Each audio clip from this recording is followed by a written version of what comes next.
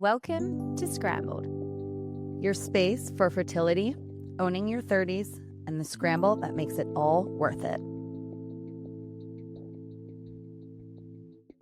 Today's episode is a very special one. We're so excited to sit down with our incredible guest and explore her journey to parenthood. Lindsey Metselaar is no stranger to the microphone as the host of a successful podcast we met at Acme. Today, we have the pleasure of turning the tables and interviewing her, diving into the story behind where she is today, from her early origins and her journey with sobriety to meeting her husband and ultimately becoming a parent. Welcome to Scrambled.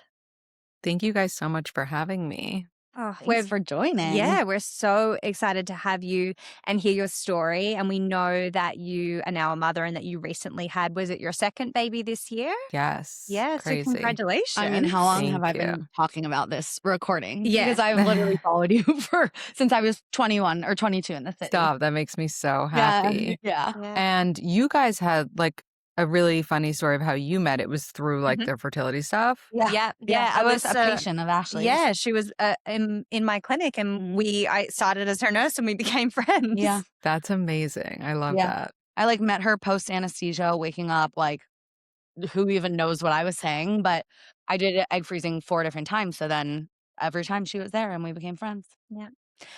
Would you be comfortable to walk us through your journey to becoming a parent ultimately? But I think the roots of that go back to probably your maybe teens and like early 20s and meeting your now husband and eventually becoming a mum. Can you talk us through your story? I know you have your own podcast and you're very open about some of the things you've gone through, and we're so excited that you're willing to share that with us. Yeah.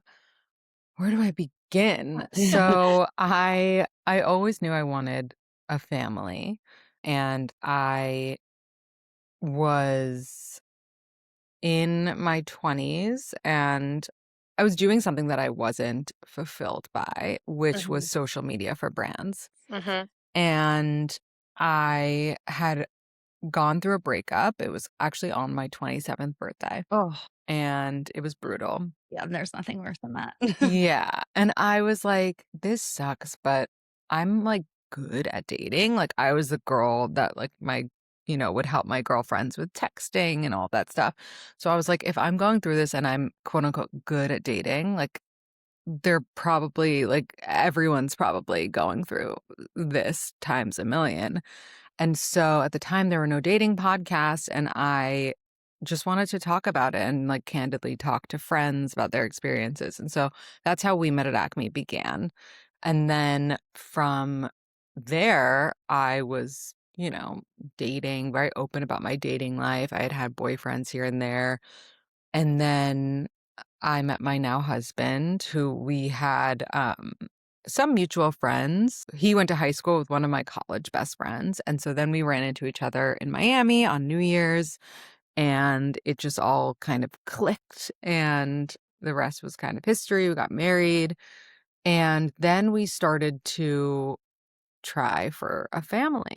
And up until this point, I didn't know anything really about my fertility except that I had been on birth control for like 15 or 16, maybe 17 years. How old were you at this point? 31. Okay. We had just gotten married and I was like, I'm just going to go off birth control and like, I'm just going to get pregnant like on my honeymoon. Cause like, doesn't everyone? Isn't that the dream? And so I went off birth control. We, went on our honeymoon and we tried or whatever and nothing.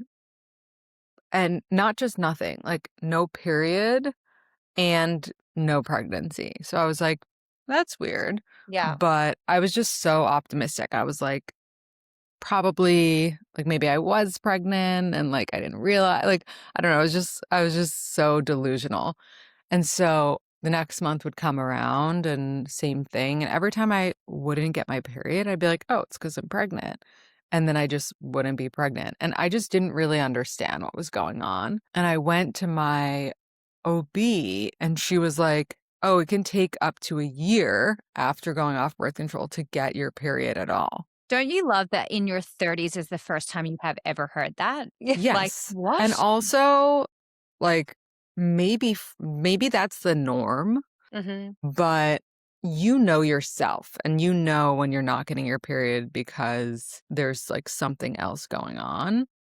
And other things started happening to me. And I was like, am I chalking this up to being off birth control or something else? Like I was gaining weight and I had all this acne and just weird things. My hair was falling out.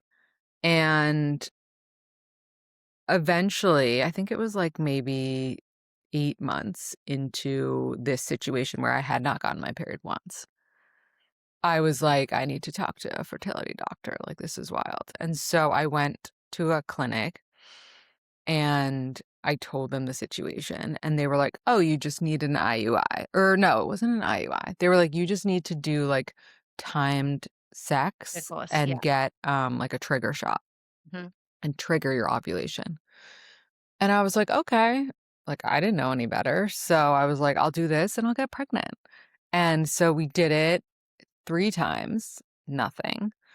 And I still was like, I don't know, I feel like something's off, but what do I know? And we decided to get a second opinion, which is like my motto when it comes to fertility is get a second opinion, and no one does. And we got a second opinion and I went in and I met with this fertility doctor, and literally that day, like that moment, we did an ultrasound and she was like, you have textbook PCOS. Like, that's why you haven't gotten your period. That's like No why one you gained ever weight. told you that? The other doctor Never. never? That's The so other doctor didn't think it was necessary to tell me because he just wanted to like solve the problem, Yeah. which That's was that I wasn't getting pregnant. It's wild because he would have done a scan, would have seen how many follicles you had. You would have spoken about the other symptoms that are obvious Yeah. PCOS. It's just fascinating that it never occurred to them to mention that to you. It's so odd. And I am not, like, still to this day in the best place to know how to advocate for myself because Yeah. I didn't know anything about that. Like, how would I know? And she told me that right away, and it sounded like such a big deal. I was like, oh my God, I have a lifelong condition.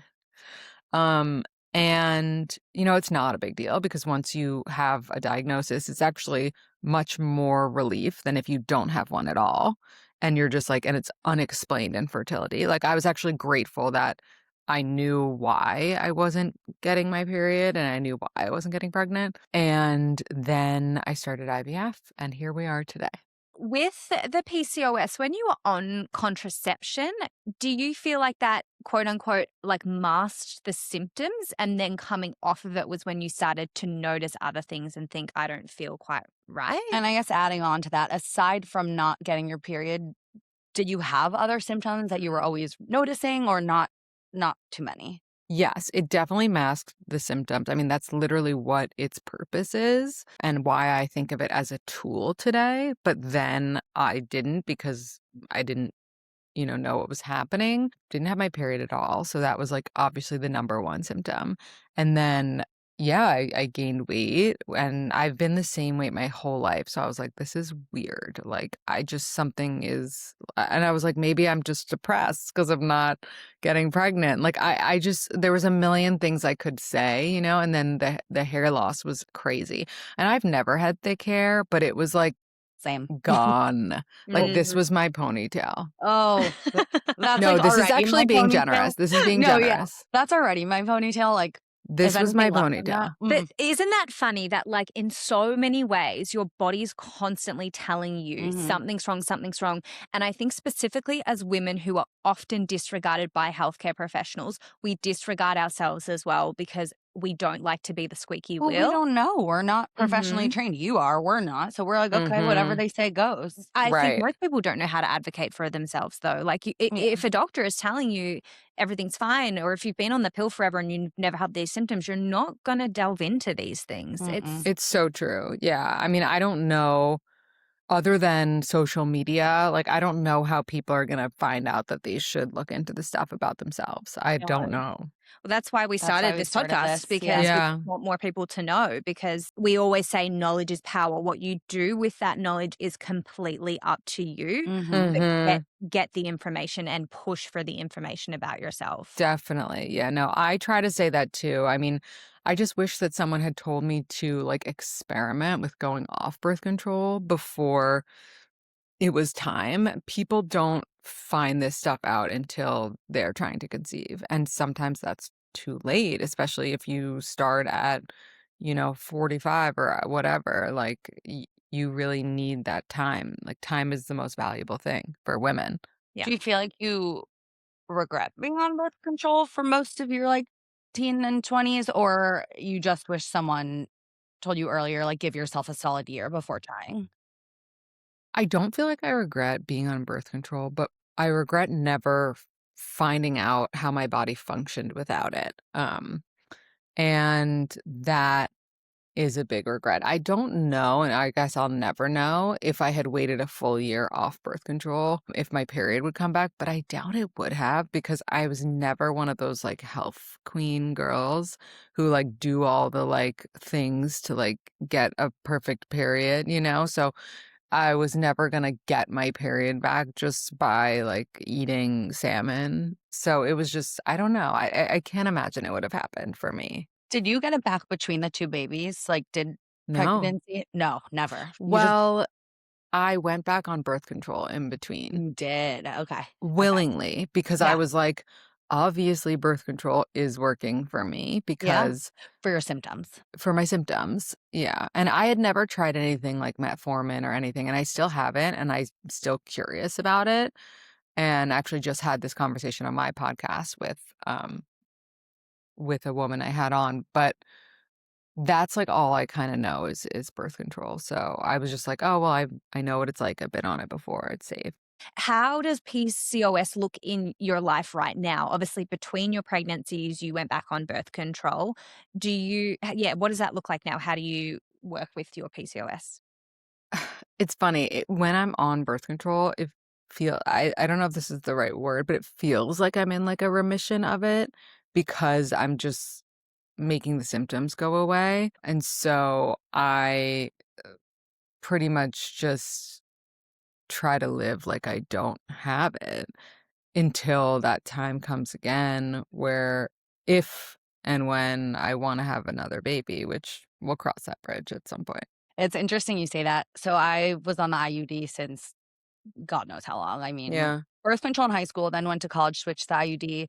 And then when I went through my egg freezing and found out I had low AMH and endometriosis and all this stuff, I took it out because I was like, let me just like heal my body and see if I get my period and all Mm-hmm. this. And I ended up getting my period back right away. But I think IUD is different than the pill anyway. Yes. But it came back very irregular, like every 2 weeks, 3 weeks, it was Mm. always different, 6 weeks. And then after I did the egg freezing, I went back on the IUD for the same reason. I was like, I don't want these cramps. I don't want this bleeding. I don't want to not know if my period's 5 days, 20 days, 3 weeks, 5 weeks. So same reason, but like always in the back of my head, I'm thinking like I don't know. I don't know. There must be a different way to heal my body. I know. Like, I definitely do get jealous of friends who are just never on any type Yeah. of birth Yeah. control. But like at the same time, I don't like the concept of weaponizing these things that do have benefits. Like, Right. sure, 100%. there's really natural ways and different things you can do. But for some people with these conditions, with endometriosis, with PCOS,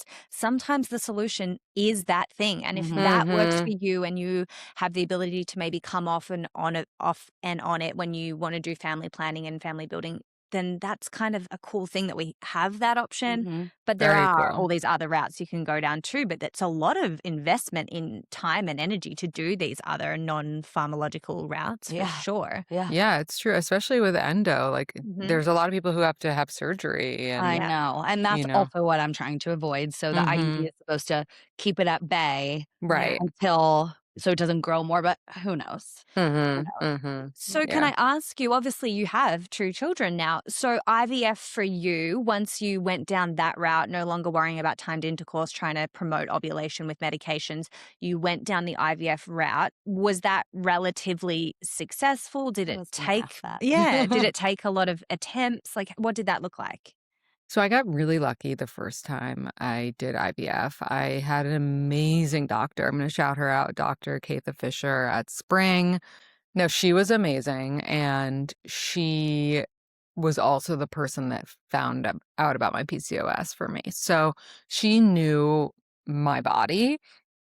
And she was able to kind of tailor the prep that we did for the transfer in a way to get my uterine lining in tip-top shape. And the stars aligned and I got really lucky and my first transfer worked, which was amazing, especially because we didn't think it would. We just had no, especially after all that time with like all the timed sex and this and that. And when we found that out, it was for sure the happiest day of my life. Then when we went back into IVF mode for trying for our second, there was half of me was like, it's not going to work out the way it did the first time because like that's delusional to think that it would. And then the other half was so overconfident, like, why wouldn't it? Like, I'm just like, this is just like, I get so lucky, like, whatever. And I got very unlucky. And a transfer that I did resulted in an ectopic pregnancy. And it was like so many it was like everything went wrong that shouldn't have. After we did the transfer, I got norovirus like the next day. And I'm like such an eater. And I literally couldn't eat for days. And I was like, there's no way that this transfer worked. The day after transfer, how? It was horrible. When I did the transfer, I think I still had like strep. I mean, we should have made the call to not do it, which is like no one's fault, honestly. If anything, it was my fault because I just wanted to get it done. Yeah. And I wasn't really optimizing for like the best environment. It was like that horrible like winter couple weeks when it's like everyone's sick, it was just not a good time. And everything went wrong and the transfer not only didn't work, but ended up becoming ectopic. And then I was like, this journey could look really different than my first. And like, what a blessing that was. But this could be really different. So like, I need to strap in and just recognize that like every round, every transfer is not the same. And then we took, I think, like 3 months off. We did another transfer when it was a little bit warmer outside and I didn't have 100 sicknesses. And we got really, really lucky and it worked. Like I always say, you're never going to get out of the like conception to delivery route unscathed. Like if it's not your fertility issues, it's something else. It could also be multiple things. Yeah. Like I had to do IVF and I also had, my daughter had some complications when she was born. And so like I have had, and both times I had emergency C-sections. So like I have been through it, but like I'm not going to sit here and complain because so many people have it's so much worse. I mean, everyone's going to have something, Yeah, but two truths can be true at the same time. We always say like, and women, we do this, like we minimize our own thing because we're like, someone always has it worse. Yeah. But I think it's so special to hear that you're willing to share because that just normalizes to other people who are going through it, who are maybe going through quote unquote harder things that like everyone has a journey and it's okay to talk about it and it's okay to acknowledge it and it helps people to acknowledge it. Yeah. And more people are, which is amazing. Yeah. Too. It's true. I know. Like I need to stop. I do this thing where I get almost like mad at people who go through a struggle to conceive and then once the baby comes out they don't say anything about their like struggle, their previous struggle. And I need to just stop caring because some people just internalize it. Some people either internalize it or like they're allowed to be private. Like not everyone needs to be a public advocate for fertility, but because of what you said about it helping people, I'm like, but you don't know who I you could know. help. Mhm. But it's like, not everyone's an advocate. Exactly. And I think now there is at least enough voices in the conversation that hopefully there's someone for everyone. And who knows, like maybe at some point, those people will have like an aha moment where they're like, Yeah. actually, I will share. But for some people, I think that takes a lot longer to process and get to that point of being comfortable. There's people like I have patients that are like, I don't ever want to think about this part of my life again. I just want to get to the next bit and be done, which is so interesting to me, but we're all just so that's different. fair too. I mean, we just talked about this the other day, but I begged Ashley for probably 6 months to do this podcast with me because when I was going through egg freezing and low AMH, whenever I was like, there are no resources. I'm alone.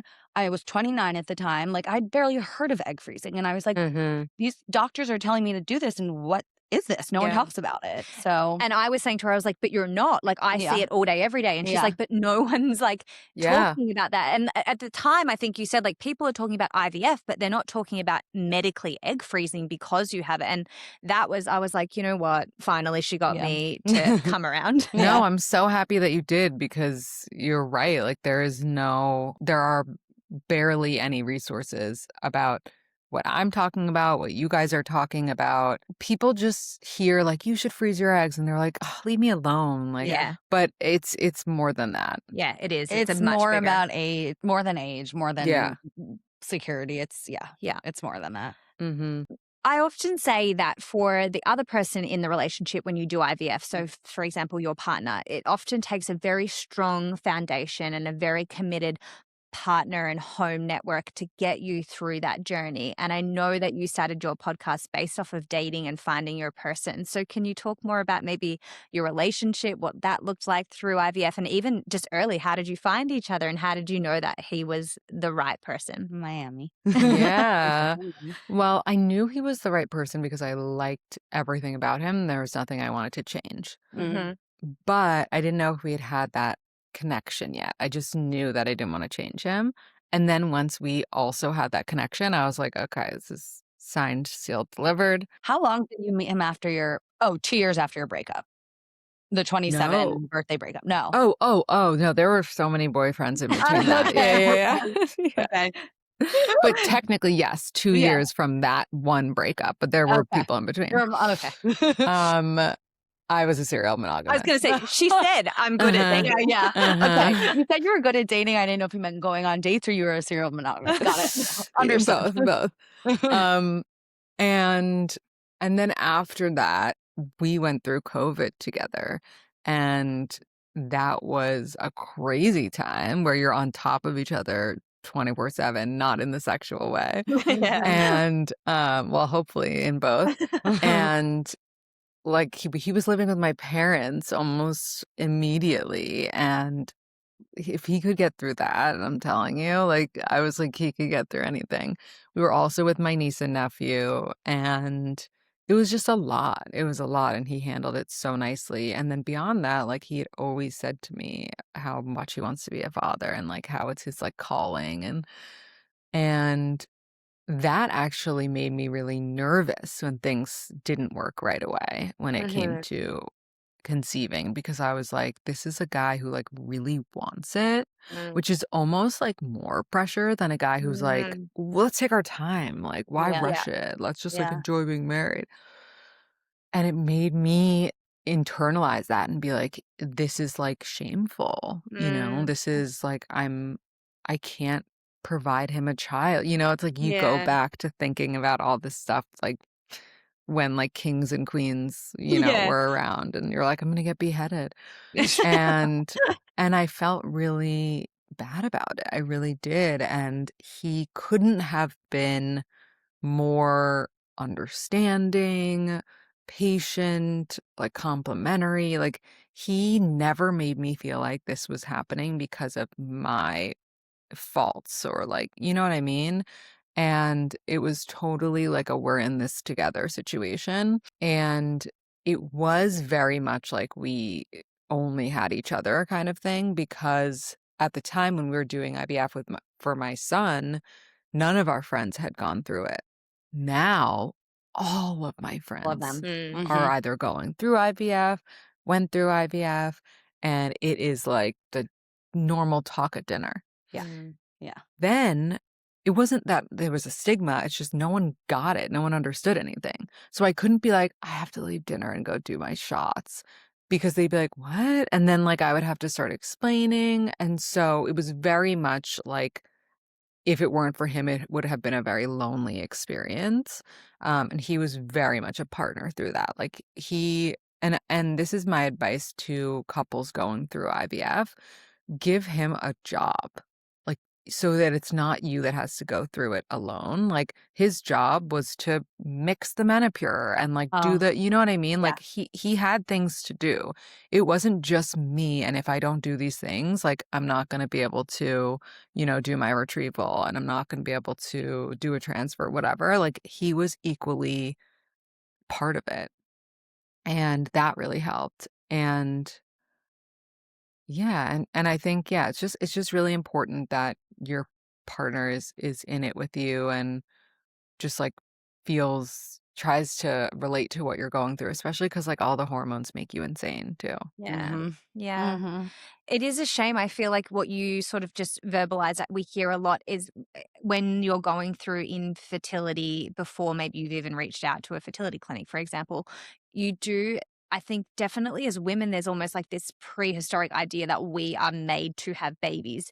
And Mm-hmm. when it's not working out, you straight away look inward and you're like, I'm not providing my end of the deal. And you hear that Hmm. so commonly. So to have someone in your life that you love say like this is an us problem, not a you problem, is so important. I think It's funny you say you let him mix your Menopur though. Like I'm so psycho. I would never let someone touch my dosage. I'd be like, you did it wrong. You're gonna ruin everything.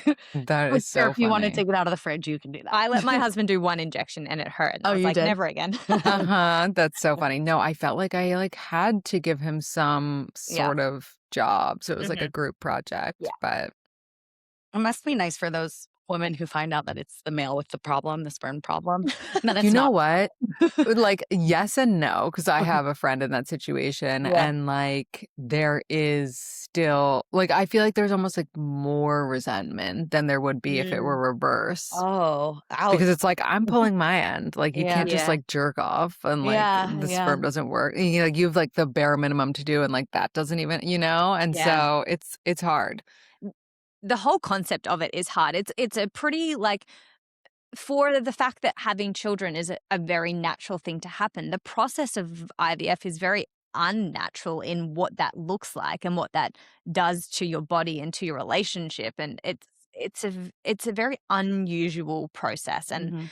getting through it for a couple is it's hard. It's definitely hard, but it really prepares you for parenthood well. And it prepares you to be such a good team because, like, if you can go through the hell that is IVF together, or even just like egg freezing together, then like you are ready for the ups and downs of parenthood. I really believe that. And like, not every couple like gets through IVF, Yeah. you know?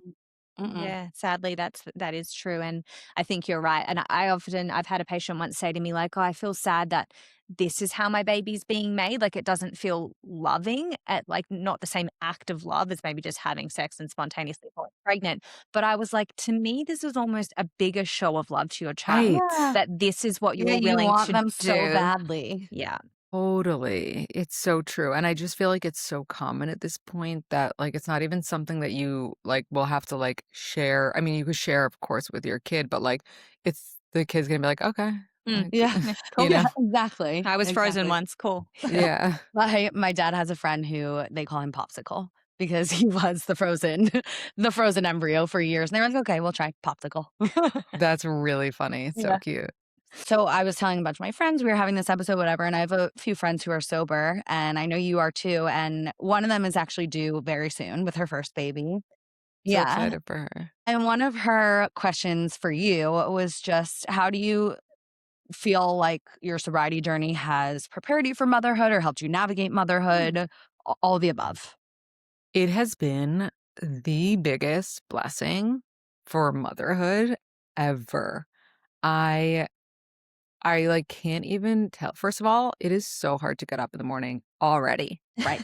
I can't even imagine if I was getting up hungover. I can't Ugh. even imagine if I was getting up from like smoking a joint the day before. Like I would not like I had to take a Benadryl the other night because I was like very itchy for some reason.